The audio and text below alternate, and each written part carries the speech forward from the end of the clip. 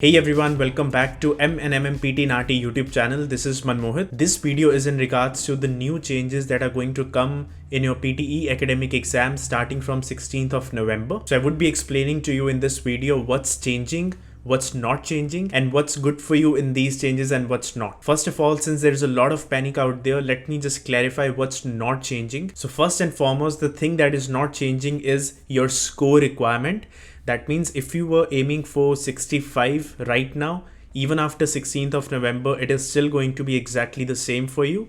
Even if you're aiming for 79 out of 90, after 16th of November, when these changes are implemented, you're still going to aim for 79. Same goes with all the other score requirements. So that is the first thing that is not changing. Second thing that is not changing is your question type. That means you still are going to get 20 different topics. They're not going to add any new topics, are not going to remove anything. So exam pattern remains exactly the same. And last but not the least is the most confusing one which is out there is the difficulty of the exam. They are not going to increase or even decrease the difficulty of the exam. They are still going to maintain their same standards. So that's definitely exciting and that's definitely a good news. Now on to the things that are actually going to change in the PTE exam starting from 16th of November. The first one would be the duration of the exam. So right now your exam is roughly about 3 hours. That is going to change to roughly 2 hours from 16th of November.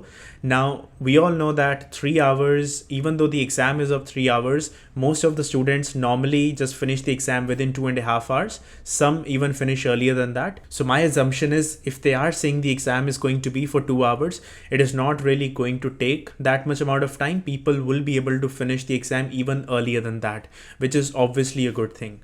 Another thing that is going to change is the optional break. We know after reading section and before the beginning of listening part, there used to be an optional break. Now that is going to be removed.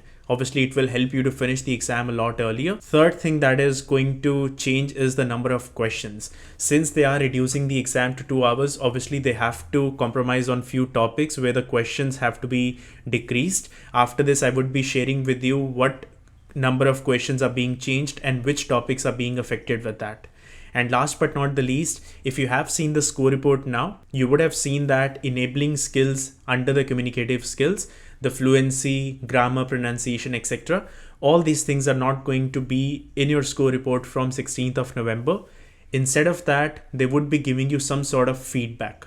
So what sort of feedback would that be? We would be getting more details very soon. But for now, one thing we know that enabling skills will not be there. It would be replaced with a feedback session. First of all, let's quickly look at the time frame of all the different modules in the exam. So right now, as you can see on your screen, on the left hand side, we have what is applicable right now. And on the right hand side, we have is what would be happening from 16th of November.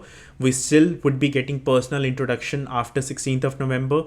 Speaking and writing module, the time duration is going to fluctuate a bit. It will go down from 77 to 93 minutes to 54 to 67 minutes. Reading section is reducing its time frame from 32 to 41 to 29 to 30. Then, as I said, the 10-minute optional break is going to be removed. And in the listening part, it's again going down slightly. In terms of speaking section, as you can see on your screen right now, the read aloud and repeat sentence remains unchanged. They're not going to decrease the number of questions, but describe image, read tell lecture, and answer short questions, the number of questions for all these three topics is going down a bit. In terms of writing, it's not much change, I would say. Writing essay, you are still going to get 1 or 2 essays, but summarize written text, instead of minimum 2 and maximum 3, you would be getting minimum 1 and maximum 2. So you will not be getting 3 summarized written text after this. So in the reading section, as I was assuming, in multiple choice questions, they have reduced the number of questions for both multiple and single answer. Instead of 2 to 3 questions, they are only going to give you 1 or 2. And that was self-explanatory because we know that multiple choice questions are not important. So obviously they have reduced that a bit, but fill in the blanks reading, writing, fill in the blanks reading, and reorder paragraphs still remains unchanged. In listening, again, as I was expecting, fill in the blanks listening, highlight incorrect words and write from dictation. We know how important they are. They haven't changed the number of questions for these 3 topics, but other topics, instead of 2 to 3 questions, they have reduced it to 1 to 2 questions.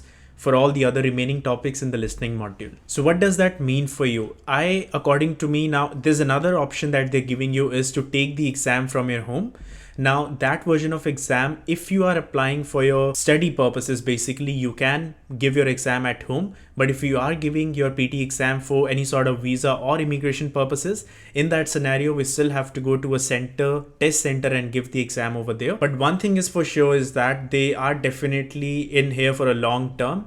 They have to make sure that their exam remains at the top of the market in order to compete with other exams out there. So they have made their exam a lot simpler, according to me, by reducing the length of the exam.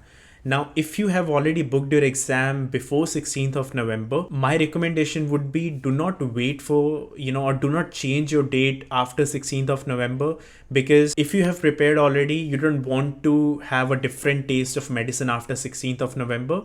If you have prepared already, just go ahead and give your exam, because it's not going to make a lot of difference.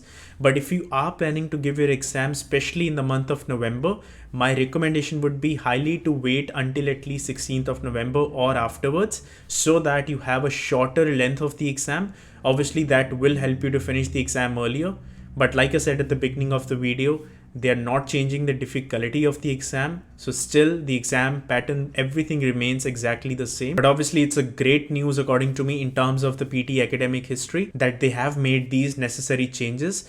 And even we know that multiple choice questions, they literally do not carry any marks at all.